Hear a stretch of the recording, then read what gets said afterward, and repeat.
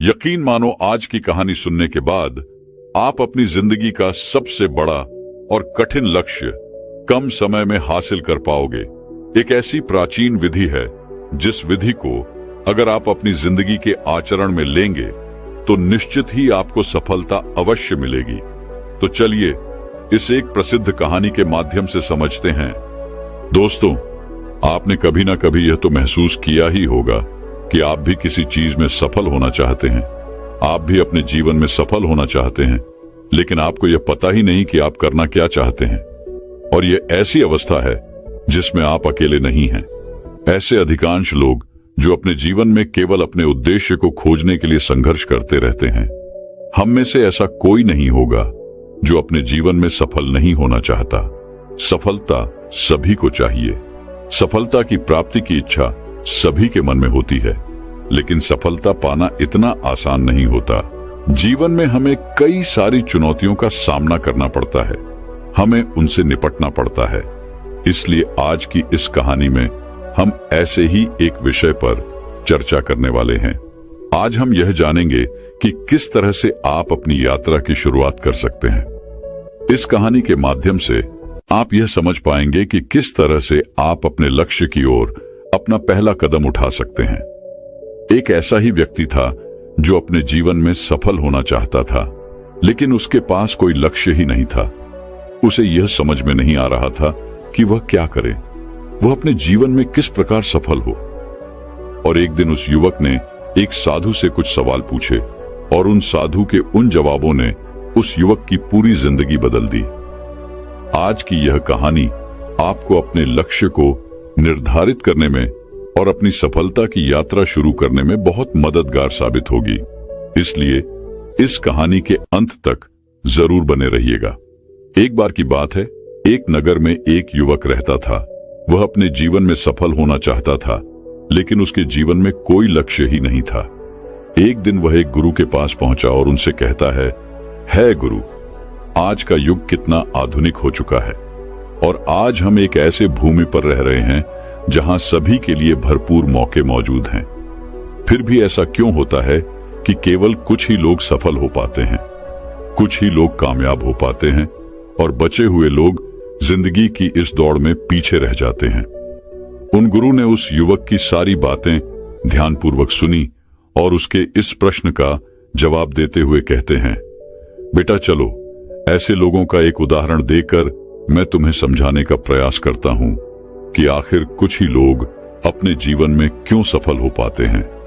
जो 25 की उम्र में अपने काम की शुरुआत तो करते हैं, लेकिन वह आखिर तक अपने लक्ष्य तक पहुंच नहीं पाते। क्या तुम ये अंदाजा लगा सकते हो? ये 60 की उम्र तक पहुंचते पहुंचते ये लोग जीवन के किस मुकाम पर होंगे? इन लोगों का मानना है और इन्हें पूरा विश्वास भी है कि 25 की उम्र में शुरुआत करने से ये लोग जरूर कामयाब हो जाएंगे। और अगर तुम इनमें से किसी से भी ये पूछोगे कि क्या तुम अपने जीवन में कामयाब होना चाहते हो, तो उनका जवाब निसंदेह यही होगा कि हाँ, मैं अवश्य ही कामयाब होना चाहता हूं। उस वक्त जब तुम उन लोगों को देखोगे तो उन पर ध्यान दोगे तो तुम्हें पता चलेगा कि उन लोगों में जीवन को जीने के प्रति जुनून है, जोश है। उनकी आंखों में एक अजीब सी चमक है और उनका हाव भाव भी पक्के इरादे वाला है। उनका जीवन एक दिलचस्प सफर की तरह है, लेकिन 60 की उम्र तक आते आते जानते हो क्या होगा? इस पर वह युवक हाथ हिलाते हुए गुरुवर से कहता है, नहीं, मैं नहीं जानता। तभी आगे वह गुरुवर उस युवक से कहते हैं, इनमें से केवल एक व्यक्ति अपनी मनचाही सफलता हासिल कर पाएगा और ऐसा तुम्हें कोई सैकड़ों में एक ही मिलेगा। उनमें से 5 अब भी सफलता के लिए संघर्ष कर रहे होंगे और बाकी के 94 हार मान चुके होंगे या फिर असफलता के ऐसे दलदल में नीचे दब चुके होंगे जहां से वापस लौटना नामुमकिन है और जीवन की बुनियादी जरूरतों के लिए भी वह दूसरों पर निर्भर होंगी। जरा सोचो कि 100 में से सिर्फ 5 लोग ही जीवन के किसी मुकाम तक पहुंच पाते हैं। लेकिन आखिर क्या वजह है कि आखिर इतने सारे लोग जिन्होंने एक साथ सफर शुरू किया था, उनमें से केवल 5 लोग ही सफल हो पाए?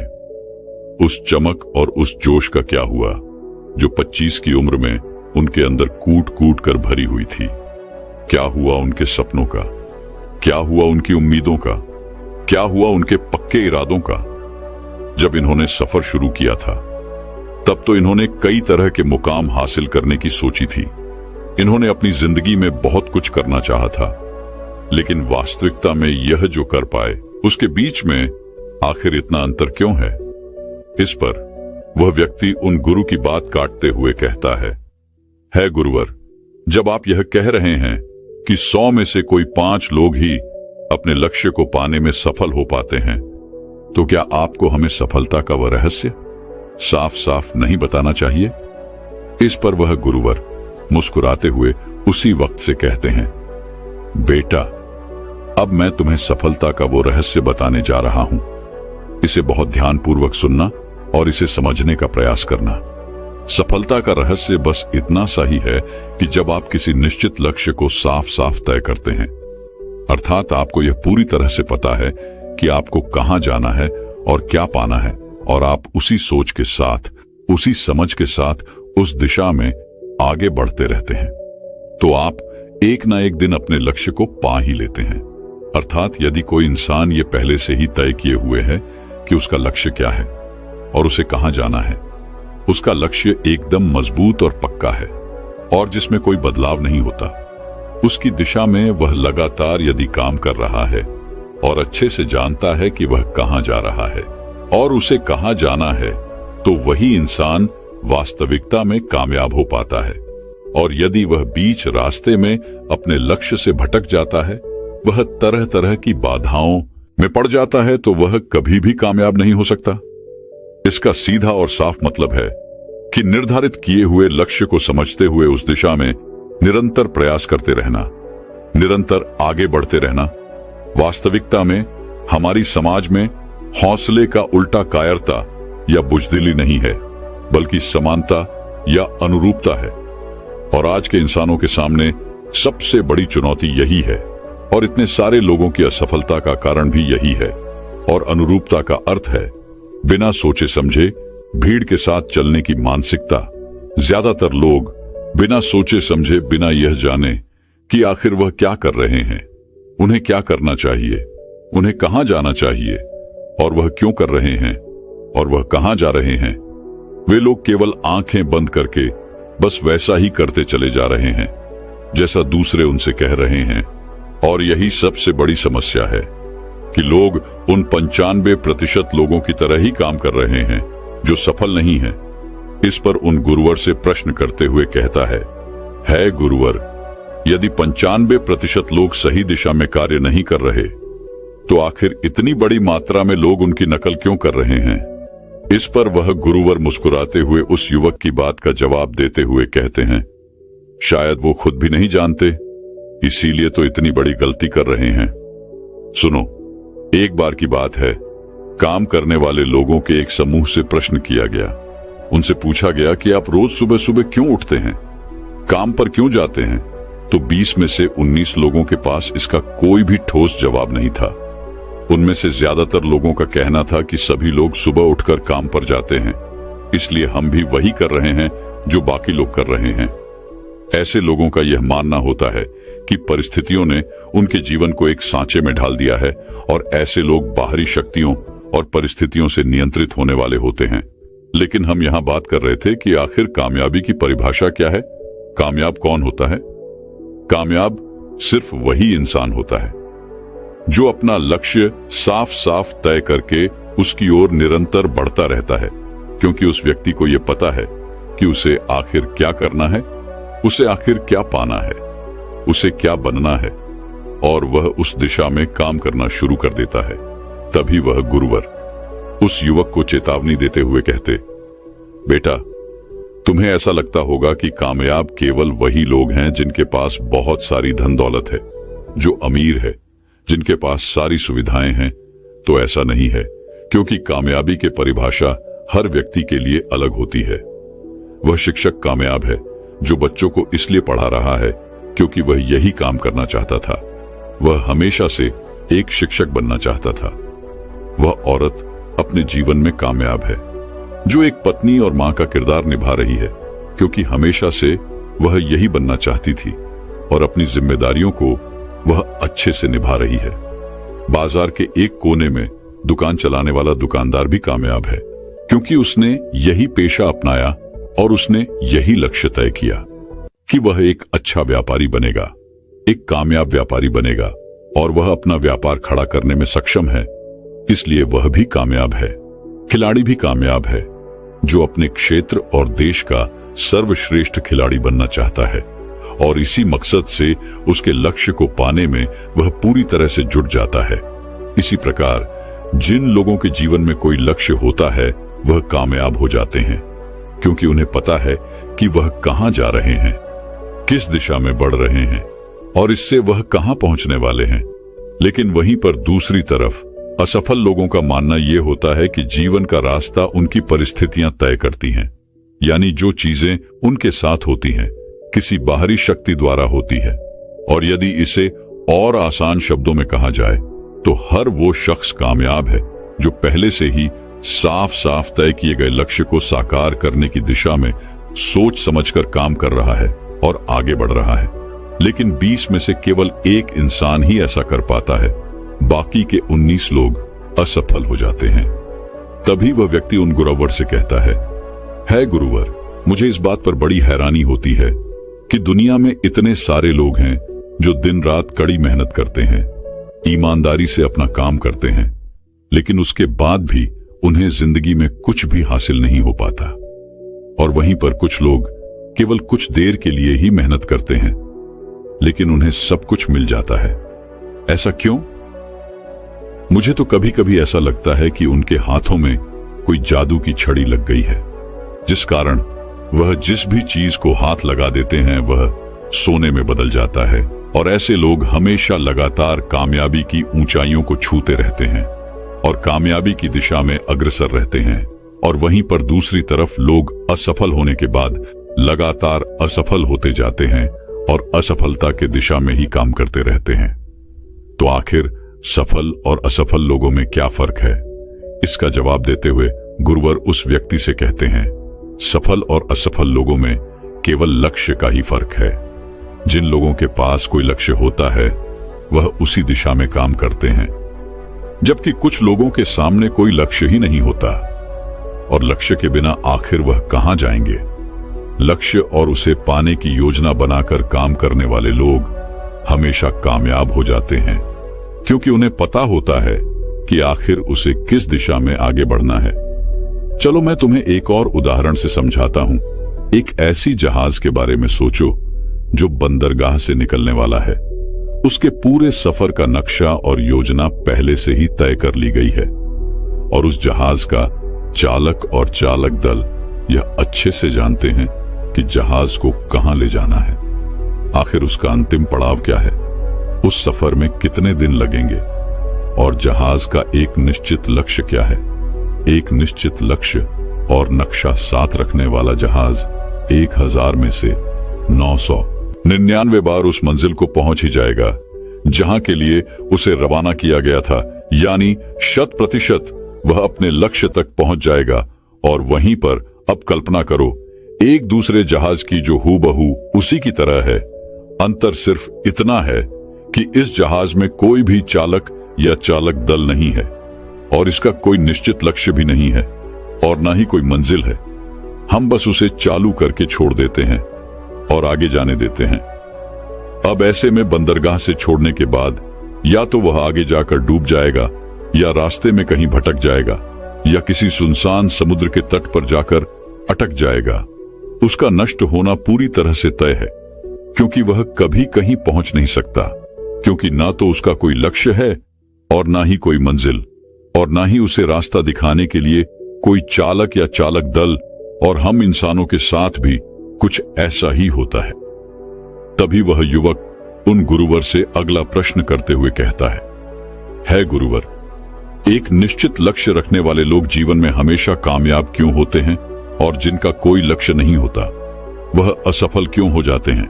इसके जवाब में वह गुरुवर कहते हैं, बेटा, हम जैसा सोचते हैं वैसे ही हम बन जाते हैं। इतिहास में आज तक जितने भी महान और बुद्धिमान शिक्षक, संत या पैगंबर हुए हैं, बस इस एक बात पर पूरी तरह से सहमत है कि इंसान जैसा सोचता है वैसा ही बन जाता है, क्योंकि एक आदमी का जीवन उसके विचारों से बनता है, यानी उसका जीवन वैसा ही होता है जैसा उसके विचार होते हैं, जैसा वह दिन भर सोचता है। अगर आदमी चाहे थोड़ा धैर्य रखें तो वह हर चीज हासिल कर सकता है। वह इंसान जिसके पास एक निश्चित लक्ष्य होता है वह उसे हर हाल में पूरा करने का प्रयास करता है, और अगर उसमें पक्का इरादा हो तो उसे कोई नहीं रोक सकता, क्योंकि वो अपने लक्ष्य को पाने के लिए अस्तित्व को भी दांव पर लगाने के लिए तैयार है। इंसान अपनी सोच और अपने विचारों में बदलाव लाकर अपने जीवन को बदल सकता है। देखते ही देखते तुम्हारी सोच और तुम्हारे जीवन का एक ऐसा गहरा रिश्ता बन जाता है कि तुम्हारी इच्छाएं हकीकत में बदलने लगती हैं, और वास्तविकता में इस प्रक्रिया में हमारी सोच, हमारी भावनाएं और आदतें इस प्रकार घुल मिल जाती हैं कि हमारा विश्वास सच बनकर हमारे सामने आ जाता है। यदि तुम किसी विशेष चीज के बारे में अत्यधिक सोचते हो और उस पर इतना भरोसा करते हो कि यह तो होना ही है या किसी भी हालत में टल नहीं सकता, तो निश्चित रूप से तुम उसे हासिल कर ही लोगे। वहीं पर यदि तुम चाहते हो कि तुम अमीर बनो और तुम्हारे दिल इच्छा भी यही है कि तुम अमीर बनना चाहते हो, तो तुम बेशक ही अमीर बन जाओगे। अगर तुम बुद्धिमान बनना चाहते हो तो तुम बुद्धिमान बनोगे। इसी तरह अगर तुम एक बेहतर इंसान बनना हो तो तुम जरूर ही पहले से कहीं बेहतर इंसान बन जाओगे। बस तुम्हें में एक बात हमेशा ध्यान में रखनी है कि किसी भी चीज या एक लक्ष्य पाने के लिए अपने भीतर एक मजबूत इच्छा शक्ति को विकसित करना है, और इस दौरान तुम्हारे सामने, तुम्हारे आंखों में केवल एक ही लक्ष्य होना चाहिए। ऐसा नहीं होना चाहिए कि एक ही समय पर कई अलग अलग चीजें तुम्हारे मन में आ रही हों और तुम्हारा ध्यान भटका रही हों, क्योंकि जो विश्वास करता है उसके लिए सब कुछ मुमकिन है। ब्रह्मांड के सबसे महान नियमों से एक नियम यह भी है कि अगर हमारी सोच नकारात्मक है तो हमें नकारात्मक परिणाम ही मिलेंगे, और देखा जाए तो ये बहुत ही साधारण सा सच है जो जीवन में कामयाबी और समृद्धि का आधार भी है। क्योंकि अविश्वास यानी खुद पर संदेह करना, खुद की सफलता पर शक करना, जो असफलता की निशानी है, हमारी शंकाएं, हमारा आत्मसंदेह इतना खराब होता है कि वह हमें कोशिश करने से ही डरा देता है। और जिन मौकों को हम आसानी से जीत सकते हैं, जिन मौकों को हम आसानी से जीत हासिल कर सकते थे, उन मौकों पर भी हम बुरी तरह से हार जाते हैं। जैसा कि मैंने पहले कहा, हम जैसा सोचते हैं वैसे ही बन जाते हैं। इसलिए अगर कोई आम आदमी है और उसके जीवन में कोई लक्ष्य नहीं है, उसे यह पता ही नहीं कि उसे कहां जाना है, और जो इसी संदेह में जी रहा है, जो डर और चिंताओं में घिरा हुआ है, वह वैसा ही बन जाएगा जैसा वह सोच रहा है। अगर कोई इंसान किसी भी चीज के बारे में सोच ही नहीं रहा तो अंत में वह कुछ भी नहीं बन पाएगा, कहीं भी नहीं पहुंच पाएगा, क्योंकि उसके मन में कोई विचार है ही नहीं, उसके जीवन में कोई लक्ष्य है ही नहीं। वह जहां का कहां वहीं रह जाएगा। तभी वह युवक उन गुरुवर से कहता है गुरुवर, आखिर हम जैसा सोचते हैं वैसे ही क्यों बन जाते हैं? इसके जवाब में वह उस युवक को कहते हैं, बेटा कल्पना करो कि किसान के पास एक छोटी सी जमीन है और यह जमीन बहुत उपजाऊ है। किसान उस जमीन में अपनी इच्छा के अनुसार कोई भी बीज बो सकता है। जमीन को इस बात से कोई फर्क नहीं पड़ने वाला कि उसमें क्या बोया जा रहा है। यह फैसला पूरी तरह से किसान पर निर्भर करता है। ठीक उसी तरह हमारा मन भी एक जमीन की तरह ही है और यह बहुत उपजाऊ है। मन को भी इस बात से कोई फर्क नहीं पड़ता कि हम उसमें क्या और कब बोल रहे हैं, हम कौन से विचार उसमें रखते हैं। उसमें जो कुछ भी रखा जाएगा वह वैसे ही फसल देंगे। उदाहरण के लिए, हम अपने मन में सकारात्मक विचार रखते हैं तो हम सफलता की फसल काटेंगे, और अगर हम मन में नकारात्मक विचार रखते हैं तो हम असफलता का सामना करेंगे। याद रखो, जमीन को इस बात से फर्क नहीं पड़ता कि वह आम है या बबूल। यह तो बस उसके अंदर डाला गया वह बीज है जो आगे चलकर पौधे का रूप लेता है, पौधे से पेड़ का रूप, और उसके बाद वह आपको वैसे ही फल देता है जिस विचार के साथ आपने उसे बोया था। हमारा मन एक जमीन की दुनिया में कहीं ज्यादा उपजाऊ और चमत्कारिक है। मन को इस बात से कोई फर्क नहीं पड़ता कि हम उसमें क्या रखते हैं, कामयाबी या सफलता, एक निश्चित लक्ष्य और महत्वपूर्ण लक्ष्य या डर, गलतफहमी, नकारात्मकता और चिंता। लेकिन हम जो भी अनजाने में उसमें रखते हैं वही हमें वापस मिलता है, क्योंकि हमारे मन का यही काम है कि वह हमें वह चीज वापस लौटा देता है जो हमने उसे दी है, और ये हमें कई गुना होकर वापस मिलती है। आगे वह युवक उन गुरुवर से कहता है गुरुवर, किसी मनुष्य का दिमाग इतना शक्तिशाली है तो फिर वह अपने मस्तिष्क का इस्तेमाल क्यों नहीं करता? वह उसका सही दिशा में उपयोग क्यों नहीं करता? इसके जवाब में वह गुरुवर उस युवक से कहते हैं, बेटा, इंसान अपने दिमाग का सही इस्तेमाल नहीं करता, क्योंकि उनके लिए यह मुफ्त की चीज है, और एक इंसान की यह फितरत होती है, जो भी चीज उसे मुफ्त में मिलती है वह उसकी कद्र कभी नहीं करता। इसके बजाय वह उन चीजों को महत्व देता है जिनकी वह कीमत समझता है, जिसके लिए उसने कोई भी कीमत चुकाई हो। लेकिन असल में मुफ्त में मिलने वाली चीजें ही सबसे ज्यादा महत्वपूर्ण होती हैं, जैसे कि हमारा यह कीमती शरीर, मन, आत्मा, मुस्कान, बुद्धि, आशाएं, इच्छाएं, हमारे सपने, हमारा परिवार, बच्चे, मित्र, प्रेम, यहां तक कि प्रकृति का तोहफा जैसे हवा, धूप, पानी, मिट्टी, सभी अनमोल चीजें हैं जो भी हमें मुफ्त में मिली हुई हैं। लेकिन एक इंसान इन चीजों की कद्र कभी नहीं करता, और वहीं पर जिन चीजों के लिए हम अपना धन खर्च करते हैं, असल में वह इनके मुकाबले बहुत सस्ती है, बहुत हल्की होती है, और उन्हें किसी भी चीज से कभी भी बदला जा सकता है। लेकिन वहीं पर इस प्रकृति से जो हमें चीजें मिली हैं, भले ही वह मुफ्त की हो, उनकी तुलना किसी से नहीं की जा सकती, और ना ही उन्हें किसी दूसरे चीज से बदला जा सकता है। इसलिए हर व्यक्ति को यह फैसला करना चाहिए कि वह अपने दिमाग का इस्तेमाल किस काम के लिए करना चाहता है। एक व्यक्ति को एक लक्ष्य निर्धारित करके उसका बीज अपने मन में बोना चाहिए, अपने दिमाग में बोना चाहिए। यह जीवन का सबसे महत्वपूर्ण फैसला होगा। क्या आप अपने काम में सबसे बेहतर बनना चाहते हो? क्या तुम अपने समाज में, अपने समुदाय में ऊंचाइयों पर पहुंचना चाहते हो, या फिर क्या तुम अमीर बनना चाहते हो? बस आपको इतना ही करना है कि अपने लक्ष्य को साफ तौर से सोचो और उसकी ओर कदम बढ़ाओ। फिर मेहनत से उसे पूरा करने के लिए अपनी जी जान लगा दो। जब तुम निरंतर अपने लक्ष्य की ओर आगे बढ़ते रहोगे तो जल्द ही वह दिन भी आ जाएगा जब तुम्हारा सपना हकीकत में तुम्हारे सामने होगा, अर्थात तुम अपने लक्ष्य को पालोगे। और इस दौरान अपने मन में सकारात्मक भावनाएं बनाए रखो, अपने मन में उसकी छवि बनाए रखो कि तुमने अपना लक्ष्य हासिल कर लिया है। तो तुम अपनी सोच और समझ के साथ आगे बढ़ो, काम करो, अपने सपने की दिशा में निरंतर प्रयास करते रहो। ध्यान दो कि हमारे विचार और सोचने का तरीका हमारे जीवन को प्रभावित करता है। अगर तुम सकारात्मक तरीके से सोचोगे और उस पर विश्वास करोगे तो तुम्हारे लिए सफलता किसी चमत्कार से कम नहीं होगी। इसलिए अपना लक्ष्य निर्धारित करो और लक्ष्य की ओर आगे बढ़ो, मेहनत करो और सकारात्मकता से सोचो। तुम जो सोच सकते हो वही तुम्हारे जीवन को दिशा देगा।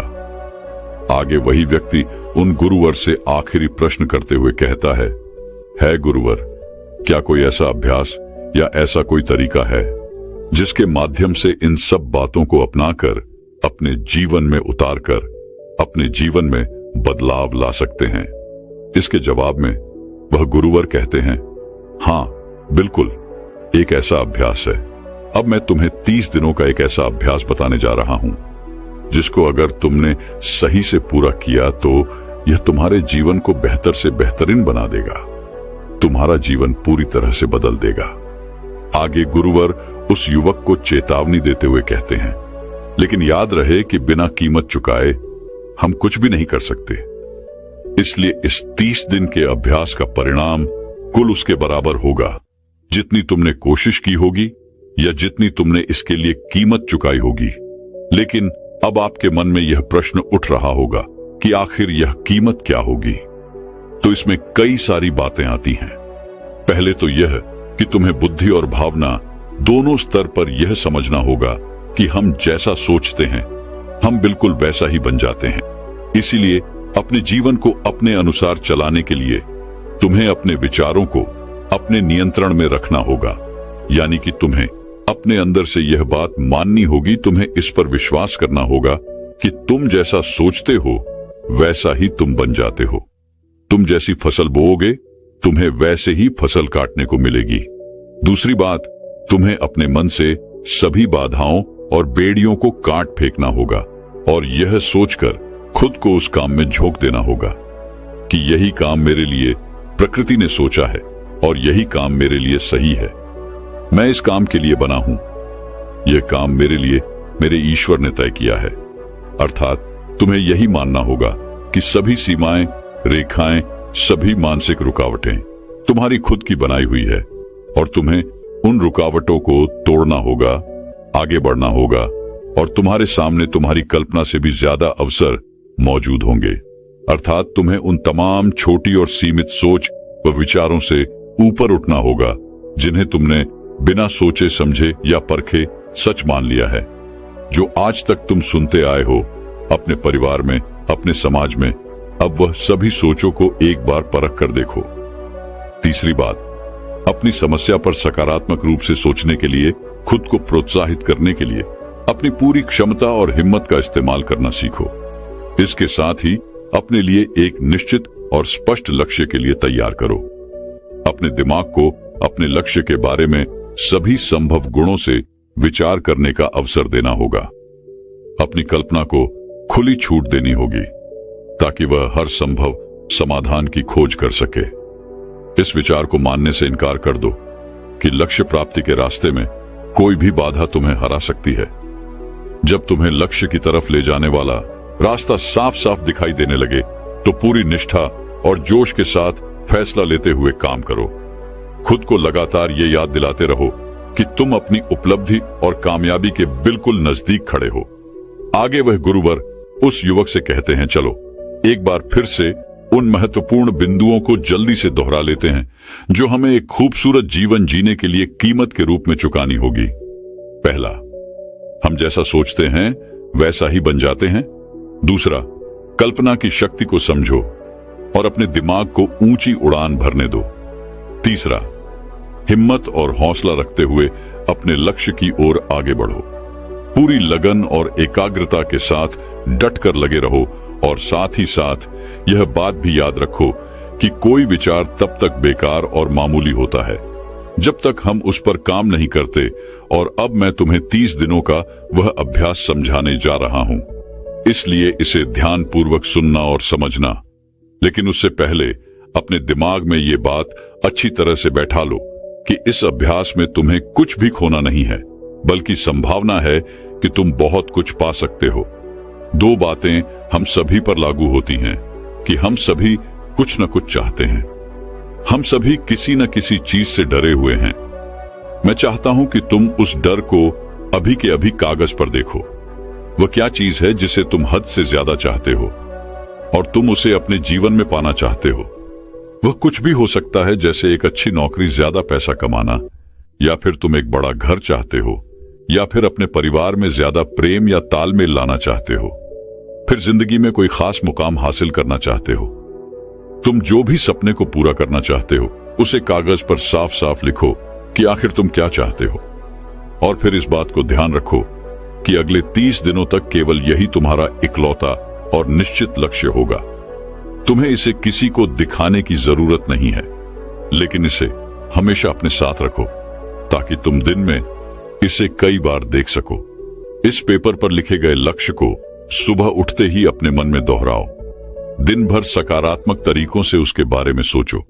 दिन भर में जब भी तुम्हें मौका मिले तो इस कागज को जरूर एक बार देखो और उसे जोर जोर पढ़ो। रात को सोने से ठीक पहले भी इसे देखना मत भूलना और इसे जोर जोर से जरूर पढ़ना। और जब भी तुम इसे देख रहे हो तो अपने मन में यह पूरा विश्वास रखना कि तुम एक ना एक दिन ऐसे अवश्य बन जाओगे जिसके बारे में तुम सोच रहे हो, जिसे तुम बार बार देख रहे हो, क्योंकि इसे देखते समय तुम अपने लक्ष्य के बारे में सोच रहे हो। और यह मान लो कि तुम बहुत जल्द अपने लक्ष्य को हासिल भी कर लोगे। वास्तविकता में जिस क्षण हम उसे लिखते हैं और इसके बारे में सोचना शुरू करते हैं, उसी क्षण से यह तय हो जाता है कि आप इस लक्ष्य को अवश्य पाकर रहेंगे और इसकी प्रक्रिया शुरू हो जाती है। अर्थात यह लक्ष्य अब हमारा है और यह हमारा अगला काम है। जिस चीज से भी तुम्हें डर लगता हूं, उसके बारे में सोचना बिल्कुल बंद कर दो। जब भी तुम्हारे मन में कोई डर या नकारात्मक विचार आए, तो मन में अपनी सकारात्मक और सार्थक लक्ष्य के बारे में उसे अच्छी तरह से समझाओ। उसकी मानसिक तस्वीर की कल्पना करो और इसे आज से ही शुरू कर दो। लेकिन इस 30 दिन के दौरान एक ऐसा वक्त भी आएगा जब तुम थक कर हार मान जाओगे। तुम्हें लगने लगेगा कि यह सब बेकार है।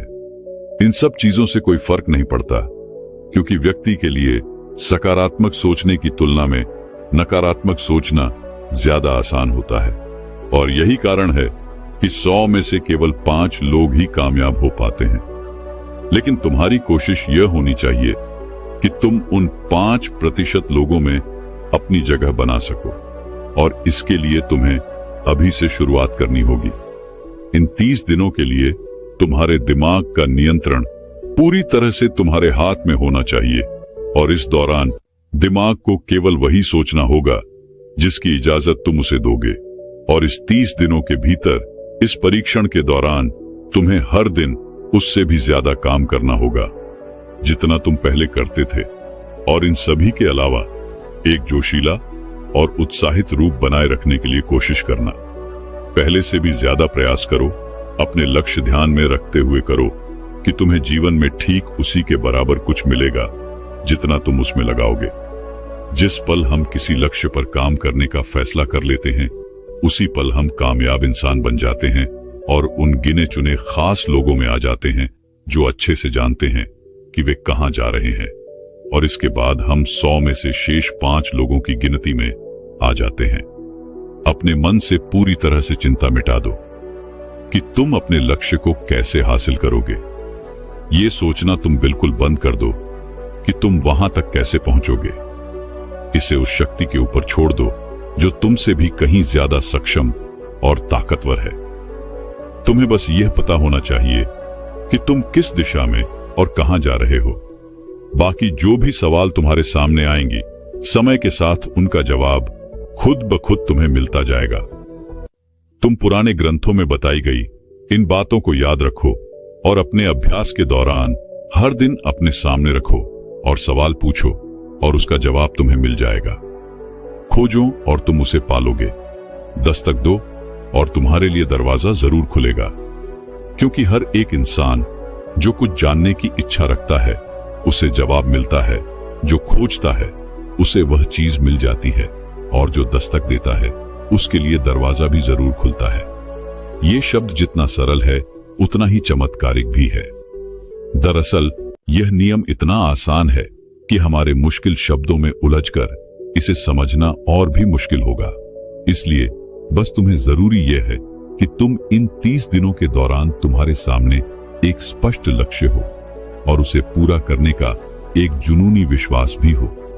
तुम चाहे किसी भी काम से जुड़े हो, लेकिन इन 30 दिनों के दौरान अपना सर्वश्रेष्ठ प्रदर्शन करो। कुछ इस तरीके से जैसे तुमने आज तक पहले कभी ना किया हो, और देखते ही देखते तुम्हारे जीवन का जो नया पहलू तुम्हारे सामने आएगा, उसे देखकर तुम खुद भी हैरान होगे। ऊपर बताए गए नियमों को अपनाकर तुम उन गिने चुने भागे सारे लोगों में से एक बन जाओगे जो शांत, खुशहाल और कामयाब जीवन जी रहे हैं। तो फिर देर किस बात की है?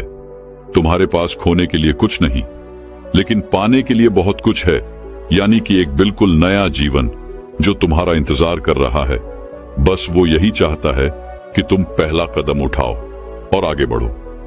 अपना लक्ष्य निर्धारित करो और उस पर निरंतर कार्य करो।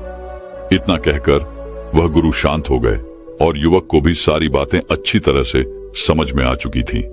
उस युवक ने उनको रुको प्रणाम किया और अपने घर लौट गया, और उसने आज से ही 30 दिनों का अभ्यास करना शुरू कर दिया।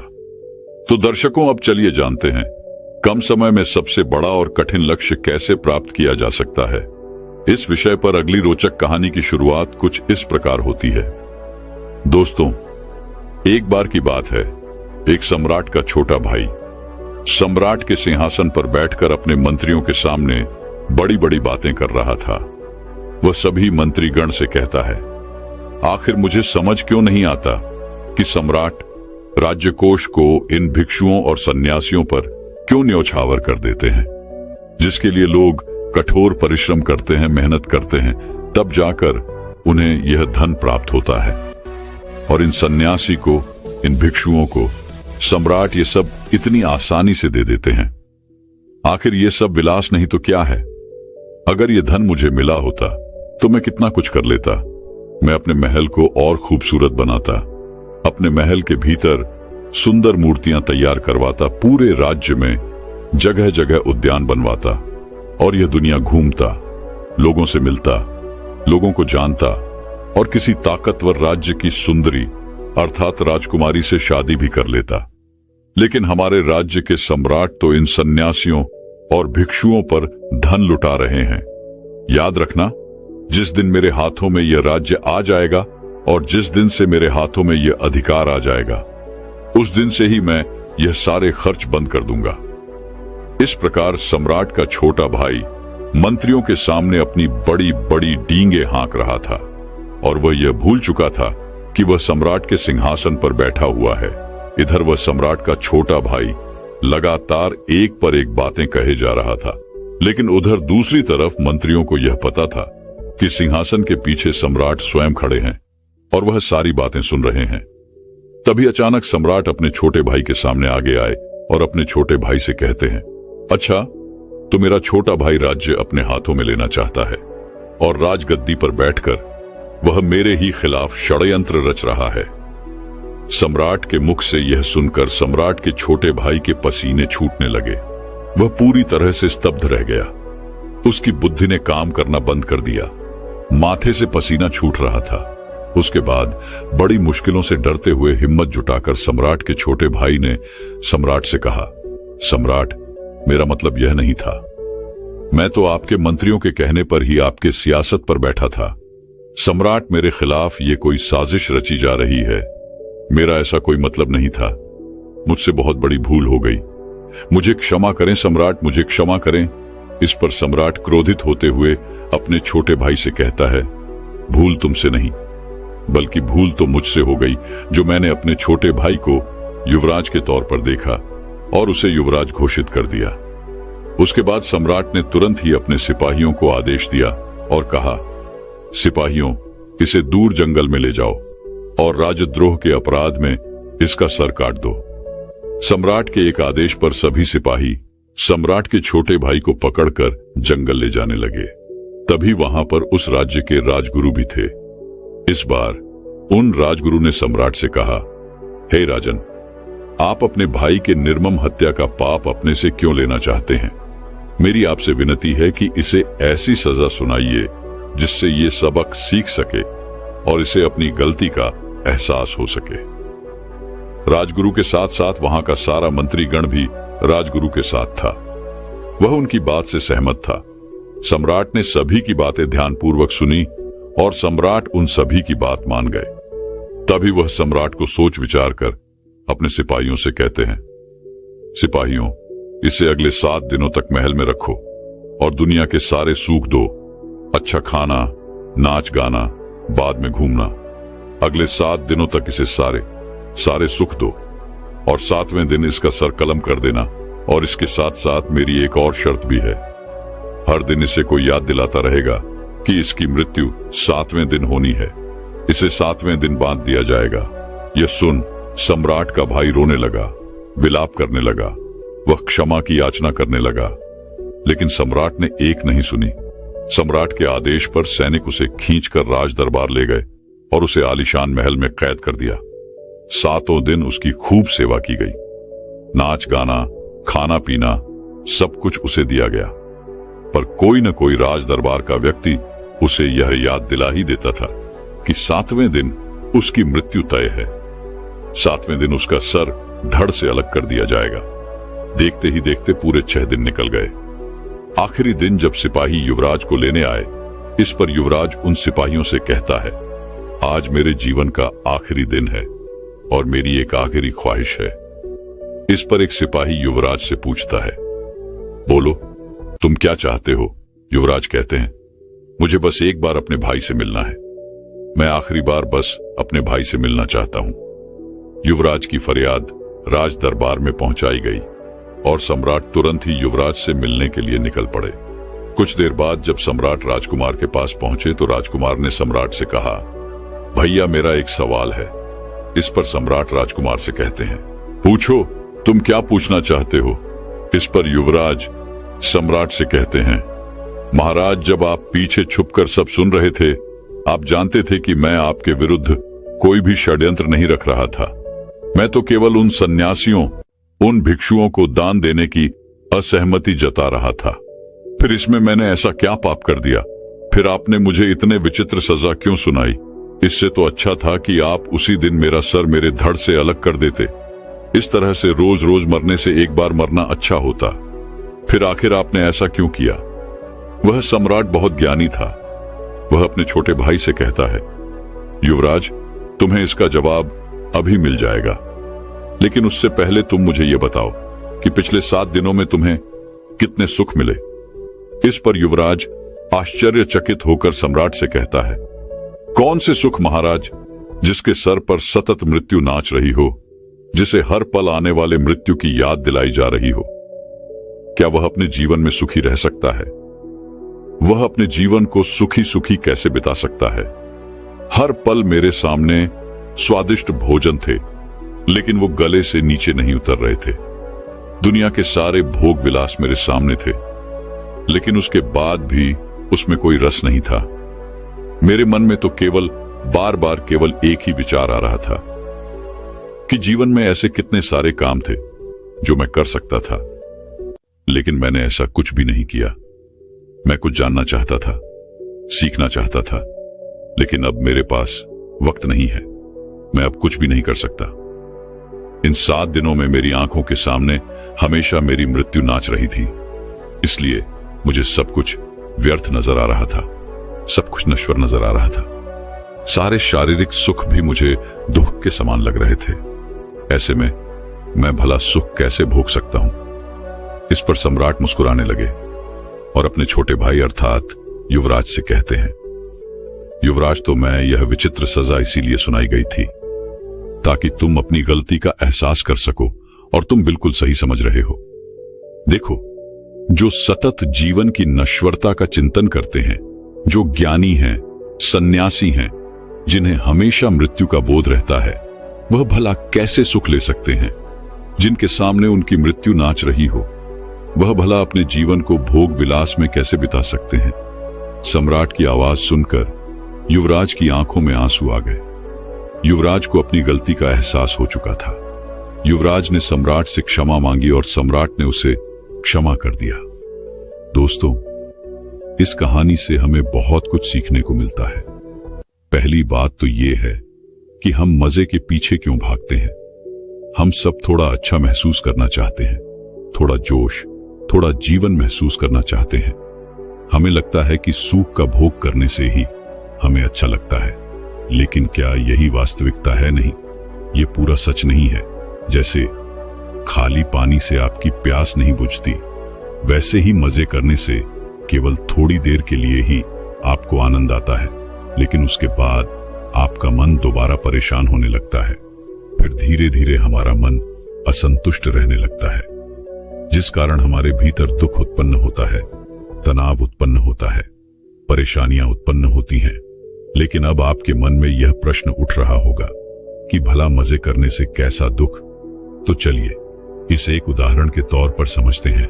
मान लीजिए कि आपकी त्वचा बीमार है, अर्थात आपको स्किन इन्फेक्शन हुआ है, और जब एक जगह बार बार खुजली होने लगती है तो पहले आप थोड़ा सा खुजाते हैं जिससे आपको राहत मिलती है, लेकिन फिर ये इच्छा होने लगती है क्यों ना हम इसे और खुजाएं ताकि हमें और आनंद आए, हमें संतुष्टि मिले, जिस कारण आप उस जगह पर बार बार खुजाने लगते हैं। लेकिन बार बार खुजाने की वजह से वह जगह अर्थात वो स्किन फट जाती है और देखते ही देखते उसमें घाव बनने लगता है, और तब आपको इस बात का एहसास होता है कि अब इस जगह पर हमें दवाई का इस्तेमाल करना चाहिए, अर्थात हमें दवाई लगानी चाहिए, इसकी मरहम पट्टी करवानी चाहिए। हमें इस जगह को आराम देना बहुत जरूरी है, तब जाकर हमारा यह घाव कहीं पर भर पाएगा और हमें इससे राहत मिलेगी। ठीक इसी तरह से सारे सुख का चक्र भी चलता रहता है। कोई भी सारे सुख में संतुष्ट नहीं रह पाता। जब एक चीज से मन भर जाता है तो हम दूसरी चीज के पीछे भागते हैं। इसी प्रकार जब दूसरी चीज से मन भर जाता है तो हम तीसरी, चौथी और इसी प्रकार तरह तरह की चीजें हम ढूंढते ही रह जाते हैं। जैसे कि आजकल लोग तरह तरह की वीडियोस देखना पसंद करते हैं। कोई वेब सीरीज देखता है तो कोई कॉमेडी वीडियो देखता है, कोई शॉर्ट्स देखना पसंद करता है। और जब इन सब में मन नहीं लगता तो हम समाचार देखने लग जाते हैं, लेकिन फिर भी हमारे मन को संतुष्टि नहीं मिलती और देखते ही देखते यह एक आदत बन जाती है। जिस प्रकार एक शराबी शराब के पीछे भागता है, एक अधिक खाने वाला व्यक्ति खाने के पीछे भागता है और इसमें उनका अधिक से अधिक समय निकल जाता है और इसी चक्र में हमारे जीवन का अमूल्य समय यूं ही व्यस्त हो जाता है। हमारी सारी ऊर्जा यूं ही नष्ट हो जा रही है और जब हमें इस बात का एहसास होता है तब हम अपने आप को अपराधी महसूस करते हैं। हमें लगता है कि हम ही वो हैं जिस कारण यह सब कुछ हो रहा है। हम ही अपना समय यूं ही व्यस्त कर रहे हैं और जब हम ऐसा महसूस करते हैं तब हमें यह भी महसूस होता है कि हमें अपने आप को इस चीज से उभारना चाहिए और इससे अपने आप को उभारने के लिए, हम अच्छा महसूस करने के लिए फिर किसी मजे के पीछे भाग लेते हैं। हम फिर से कुछ ऐसा करने लग जाते हैं जिसमें हमें मजा आए, जिससे हमें संतुष्टि प्राप्त हो। लेकिन क्या वह संतुष्टि हमेशा के लिए रहने वाली है? नहीं, वो तो केवल कुछ पलों की है। वो आपको हमेशा हमेशा के लिए संतुष्ट नहीं कर सकती और यही हमारी सबसे बड़ी गलती है, क्योंकि इस चक्र में हमारी जागरूकता खत्म होती जा रही है। जैसे कि मान लो कोई व्यक्ति अत्यधिक मीठा भोजन करता है या अत्यधिक मीठा सेवन करता है। ऐसे समय पर यदि वह यह कहे कि अब से वह मीठे का सेवन नहीं करेगा और आप उसके सामने यदि कुछ मीठा रख दें, तो क्या वो अपने आप को रोक पाएगा? ठीक वैसे ही मजा है। जब हम लगातार मजा करने लगते हैं, जब हम लगातार मजे की ओर आगे बढ़ने लगते हैं, तो हम चाहकर भी खुद को रोक नहीं पाते। हम इस चक्कर में फंस कर रह जाते हैं और ये भूल जाते हैं कि जब आप अपना काम पूरा करते हैं तब आप रात को थक कर सोते हैं और उसी में असली संतुष्टि है। लेकिन जब हमारी चेतना का स्तर गिरने लगता है तो हमारी बुद्धि भी भ्रष्ट होने लगती है। इंसान सही और गलत में अंतर नहीं कर पाता। ऐसा इंसान पूरे जीवन में कभी नहीं जान पाता कि आनंद का असली स्रोत क्या है। वह यह भूल जाता है कि असली स्रोत तो हमारे भीतर ही है। जब हम किसी कार्य को पूरा मन लगाकर करते हैं, उस वक्त हमारा मन शांत होता है और उस दौरान हमारे भीतर जो शांति होती है, जो आनंद होता है, जो खुशी होती है, वही तो असली शांति है, वही तो असली संतुष्टि है। इसलिए केवल मजे के पीछे भागना यह अच्छी बात नहीं। हमें इस चक्र को तोड़ना ही होगा, तभी आप अपने जीवन में कोई लक्ष्य हासिल कर पाएंगे। अन्यथा आप भी केवल मजे के पीछे भागते रह जाएंगे और आपको कुछ भी हासिल नहीं हो पाएगा। तो अब आपके मन में यह प्रश्न उठ रहा होगा, फिर हम अपने आप को मजे के पीछे भागने से कैसे रोके?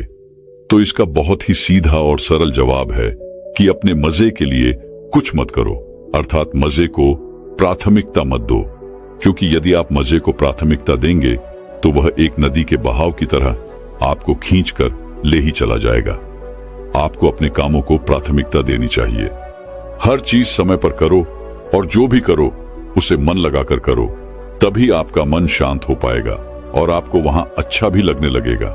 दूसरी बात, मनोरंजन नहीं बल्कि आराम करो, क्योंकि जब भी हमारा मन थकता है तो उसे आराम की जरूरत पड़ती है, ना कि मजे की। लेकिन हम में से अधिकांश लोग जब भी अपने काम से घर लौटते हैं या फिर कोई ऐसा काम करके थक जाते हैं तो वे लोग अपना स्मार्टफोन इस्तेमाल करने लगते हैं। वे लोग शॉर्ट्स देखते हैं, वेब सीरीज देखते हैं, मूवीज देखते हैं, जिससे वो अच्छा महसूस कर सके, जिससे वो एक बार फिर से तरोताजा हो सके। लेकिन क्या ये सही है? नहीं। इसलिए जब भी आप थक जाएं या फिर आपका मन थक जाए तो आपको सचेत होकर अपने शरीर और मन को आराम देना चाहिए, जिससे आपका मन एक बार फिर से तरोताजा हो पाएगा और वह एक बार फिर से किसी भी काम में पूरी तरह से आपका साथ दे पाएगा। और एक बार जब आपका साथ देने लगेगा तो आप उस कार्य को मन लगाकर कर पाएंगे और उस कार्य से आप सफलता तक पहुंचा भी पाएंगे। तीसरी बात, मन को शांत करना सीखो। मनोरंजन से ज्यादा प्राथमिकता आप आराम को दें और आराम से ज्यादा प्राथमिकता आप ध्यान को दें, जिसका मतलब है शांति, सुकून, आनंद। इसका ये अर्थ है कि जब भी आप काम करके थक चुके हों और आराम करने जा रहे हों, तब सबसे पहले आप कुछ मिनट के लिए बैठकर आराम से ध्यान करें। अपनी चेतना के स्तर को ऊपर उठाने का प्रयास करें, जिससे आपको यह महसूस होता है कि आपको क्या देखना चाहिए, क्या सुनना चाहिए, क्या आपके मन की शांति के लिए यह सही है या गलत। और जैसे जैसे आपको यह चक्र समझ में आने लगता है, जैसे कि थोड़ी देर का मजा करना चाहिए या फिर मनोरंजन, तो आप इस चक्र को अच्छी तरह से समझने लगते हैं और आपकी बुद्धि का स्तर भी ऊपर उठने लगता है। और तब आप ये महसूस कर पाते हैं कि इस चक्र में मन थक रहा है, भटक रहा है और कमजोर भी हो रहा है। और ठीक उसी वक्त आपको यह भी एहसास होगा कि आप अपने अमूल्य मानसिक ऊर्जा और अपना अमूल्य समय यूं ही व्यक्त कर रहे हैं, उसे बेकार की चीजों में लगा रहे हैं और आपका वह अमूल्य समय यूं ही खराब होता जा रहा है। जैसे ही आपको इन बातों का एहसास होगा, जैसे ही आपको यह नश्वरता समझ में आएगी, वैसे ही युवराज की तरह इन चीजों के प्रति आपका आकर्षण भी खत्म होता जाएगा और यह चक्र पूरी तरह से खत्म हो जाएगा। और तब आप अपने आप को एक सही दिशा में ले जा सकते हैं। तब आप अपने मन को समझ सकते हैं, अपने मन के साथ मिलकर कार्य कर सकते हैं और अपने जीवन में जो भी आप पाना चाहते हैं उसे भी आप बड़ी आसानी से पा सकते हैं। क्योंकि किसी भी कार्य को करने के लिए हमारे मन का हमारे साथ जुड़ना बहुत जरूरी होता है। वहीं पर यदि आपका मन थका हुआ है, कमजोर है और वह काम करने की क्षमता नहीं रखता, ऐसे में यदि आप उसे मनोरंजन करवा रहे हैं, मजे के पीछे भगा रहे हैं, तो वह और भी थक जाएगा और वह आपका साथ नहीं दे पाएगा। फिर चाहे आप कितनी भी कोशिशें क्यों ना कर लें, लाख प्रयास ही क्यों ना कर लें, लेकिन आपका मन आपका साथ नहीं देने वाला। और फिर आप में से कई लोग नीचे कमेंट में यह भी कहते हैं कि हमारा मन हमारा साथ नहीं देता। हम जब किसी काम को करने जाते हैं तो हमारा मन जुड़ता ही नहीं। तो मुझे उम्मीद है कि आपको आपके प्रश्न का उत्तर मिल चुका होगा। आखिर क्या कारण है जिस वजह से आपका मन आपके साथ जुड़ नहीं पाता और आप किसी भी काम में मन नहीं लगा पाते? तो मुझे उम्मीद है कि अब तक तो आप यह समझ ही चुके होंगे। दोस्तों, मैं उम्मीद करता हूं कि यह कहानी सुनने से आपके जीवन में अच्छे बदलाव आए होंगे। आपको इस वीडियो से क्या सीखने मिला, ये कमेंट करके जरूर बताएं और अपने परिवार, दोस्तों या आपके करीबी इंसान के साथ ये कहानी शेयर करके उन्हें भी इस ज्ञान से परिचित करवाएं। बाकी अगर आपको यह वीडियो दिल से अच्छी लगी हो, तभी इस वीडियो को लाइक कर देना और आपने अब तक इस चैनल को सब्सक्राइब न किया हो तो चैनल को सब्सक्राइब भी जरूर कर देना। आपका हर दिन शुभ हो और खुशियों से आपका जीवन भरा रहे। धन्यवाद। नमो बुद्धाय।